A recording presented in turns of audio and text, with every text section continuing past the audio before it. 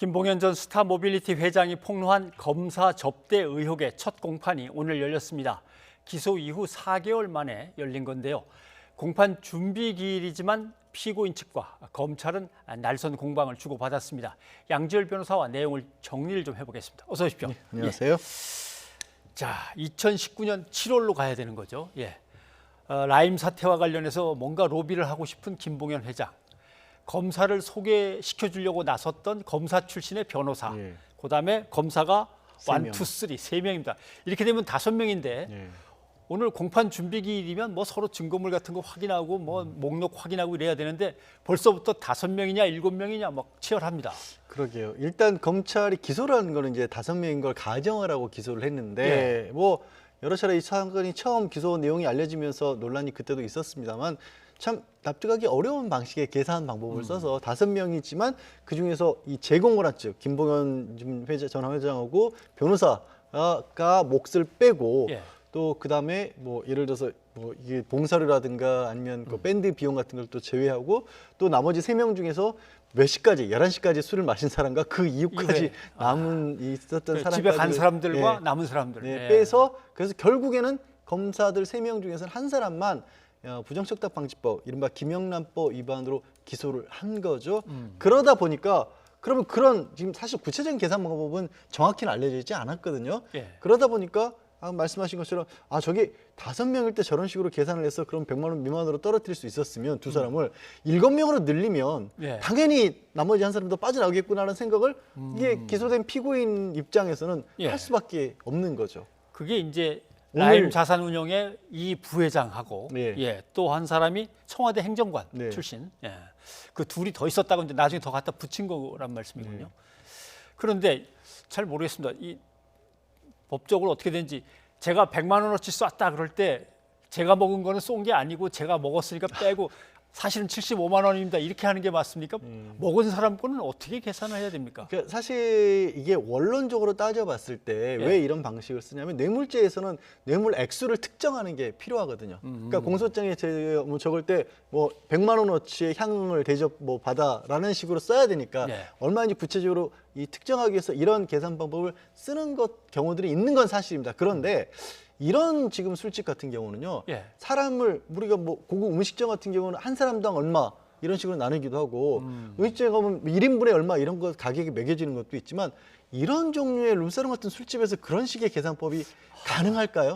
저는 그거 자체가 조금 이상하지 않느냐라는 생각이 들고 식사 자리가 있는 식당이면 저 사람이 15,000원짜리 먹고 이 사람은 10,000원짜리 먹고 이렇게 되지만 술을 쫙 벌려놓고 같이 마셨는데 거기서 이제 그리고 시간에 따라 나눈다. 김봉현 전 회장 같은 경우도 그렇게 얘기를 하고 있거든요. 본인이 그 룸사롱을 마치 바깥에 사무실장으로 치면서 이런저런 사람들 다 접대했다라는 얘기를 하고 있고 오늘 피고인 측이 아까 말씀드린 것처럼 7명이라고 주장한 근거가 그 술집에 또 이 회장, 이 부회장하고 청와대 행정관까지 있었으면 그럼 그 사람들은 자기들의 술값을 냈다는 걸까요? 아니면 김봉현 전 회장이 만약에 그 사람들까지 냈으면 그럼 거기도 김봉현 전 회장은 그 사람 몫을 빼야 될까요? 그런 게 좀 이상한 상황이죠. 그리고 아까 뭐 검찰의 계산 공식이 구체적으로 안 나왔다고 하지만 거기에 이렇게 봉사료라든가 아니면 뭐 밴드 비용 같은 걸 공제했다고 그러는데 되게 향응이라고 할 때 그런 것들을 공제하지는 않거든요. 향응이니까. 그러니까 이것들을 이렇게 과연 계산하는 게 맞느냐. 저도 고개가 갸웃거려집니다. 기분 좋게 해드리려고 제공한 것들이 여러 가지 있는데 밴드는 뺀다든가 이건 글쎄 그것도 향응에 들어가는 게 아닐까 하는 해석의 문제. 혹시 검찰이 어떻게든 술 먹은 액수를 부풀리려고 다른 방법도 막 갖다 붙인 거 아니냐? 검찰은 또 아니다. 다른 방 거는 계산서가 다르다. 그 문제도 있는 것 같습니다. 그렇죠. 그리고 그 부분은 오히려 부풀렸다기보다 말씀드린 것처럼 그 참가자가 많아지면 나눠지는 계산값이 오히려 떨어지기 때문에 그럴 것 같고요. 무엇보다 중요한 거는 사실은 이걸 액수만으로 따질 게 아니라 과연 정말로 직무 관련성이 있느냐 부분이 철저하게 검토가 됐었어요. 그런데 사건 때문에 잘 봐달라고 부탁하려고 자리를 마련했고 거기에 검사들이 우르르 왔는데 그중에 하나가 나중에 진짜 그 사건을 맡았다면 이거는 김영란법의 문제가 아니라 뇌물 같은 느낌이 자꾸 들거든요. 그럼 뇌물 쪽으로 이게 수사를 철저하게 했었어야 아니냐. 사실 한 사람만 기소를 하면서도 검찰에서는 이게 김영란법을 적용을 하더라도 직무 관련성이 있으면 100만 원 미만이라도 설령 처벌할 수가 있거든요. 아까 과태료라도 먹일 수가 있거든요.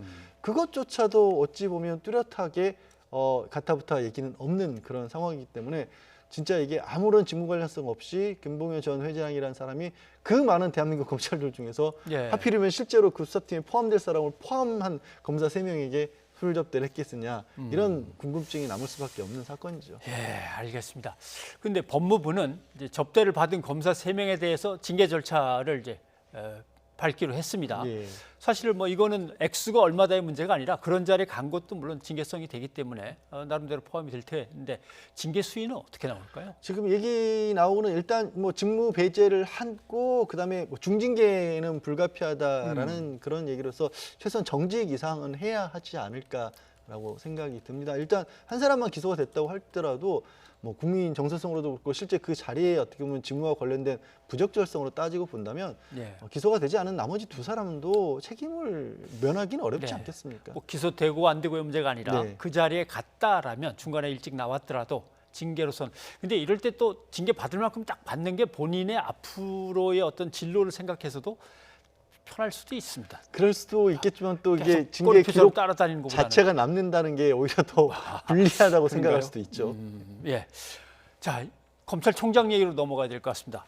법무부가 어제 차기 검찰총장 후보군 명단 쭉 해서 지금 뭐 상당히 여러 명 나왔는데 명단을 갖다 한번 이제 화면으로 좀 등장하겠습니다만은 이렇게 되면은 이 사람들을 심사해서 3명으로 지금 압축을 해야 되는 거죠? 그렇습니다. 3명이나 뭐 4명이나 추첨위원회에서 3명이나 4명 정도를 압축을 해서 이제 법무부 장관에게 다시 돌려보내면 그 중에서 이제 법무부 장관이 최종 낙점을 해서 대통령께 상실하는 그런 구조이고 어차피 그렇게 거쳐야 될 거기 때문에 국민 추천된 후보군에게서는 박범계 장관이 직접 한 번 더 걸러서 누구는 올리고 누구는 내리고 이걸 하지 않았다라고 지금 밝혔죠.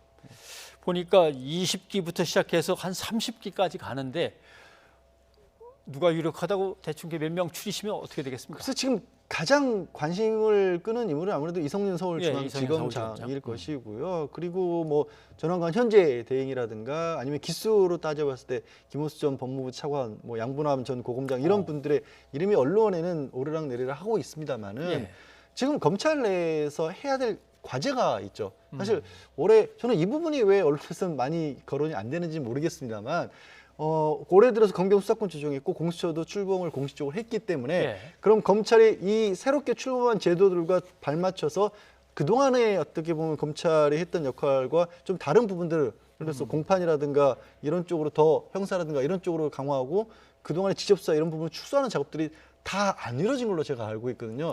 그런 부분들을 마무리를 할 만한 검찰개혁과 관련된 제도 개선을 마무리할 만한 분이 누구인가를 찾는 쪽으로 얘기가 나와야 되는데 말씀드린 것처럼 그냥 과거의 여러 인물들 중에서 뭐 대부분 이제 그동안과 마찬가지로 특수부 검사 출신이라든가 뭐 고검장이나 이런 분들 중에서 유력 인사가 그냥 이름이 오르락내리락 하고 있어서 이게 맞은 과정일까 싶기도 합니다. 저는. 뭔가 그러니까 시대적 개혁 과제에 대해서 사회에서 확실한 합의 같은 게 이루어지지 못한 상태인 것 같습니다. 그렇기도 하고요. 또 한편으로는 이제 총장 후보군에 오를 정도의 고위직 검찰이라면 현재 있으신 분들 같은 경우에는 과거에 어떻게 보면 검찰 틀을 그대로 따라왔던 분들이기 때문에 거기서 또 인력을 그런 사람을 찾는다는 것 자체가 또 어려운 부분도 있고 그러다 보니까 오히려 저 같은 경우는 이제 뭐 검찰 출신 아닙니다만 한동수 대검 감찰부장이나 이런 분들도 저는 오히려 포함시켜서 거론을 하는 게 맞지 않나 싶습니다.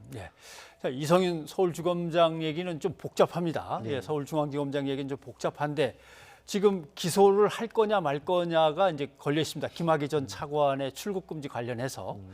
그런데 수사심의위원회를 또 요청을 했습니다. 그러면 기소를 결정하기 전에 수사심의를 먼저 이제 해야 되는데 이 사람이 검찰총장 후보군으로 올라가기 전에 얼른 할 거냐, 올라간 다음에 할 거냐. 근데 올라가기 전에 하면 대통령의 임명권을 갖다 막아버리는 것 같은 느낌.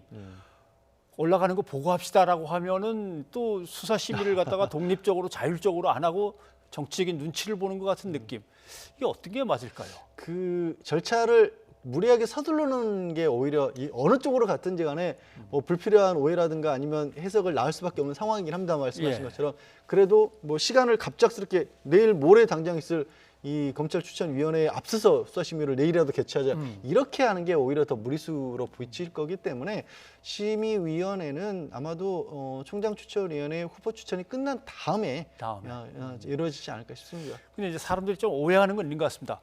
검찰에서 수사심의위원회를 소집하라고 결정을 했으면 다 검찰 눈치 또는 총장 직무대행 눈치만 보는 거 아니야? 근데 구성이 그렇게는 안 되는 거죠. 대법원 판사 출신이 지금 맡고 있는 것 같은데 위원장은. 그건 검찰총장 총장이고. 예. 양창수 대법관 출신이고요. 그래서 뭐 그거를 떠나서 외부의 학자라든가 아니면 이제 수사심의위원회 같은 경우에는 법률 전문가보다는 그냥 사회 여러 분야에 있는 분들, 뭐 학계라든가 아니면 종교계라든가 이런 곳에 이제 위원들을 뽑아서 구성을 하기 때문에 그럴 가능성이 그렇게 높지는 않다라고 말씀드려야겠네요.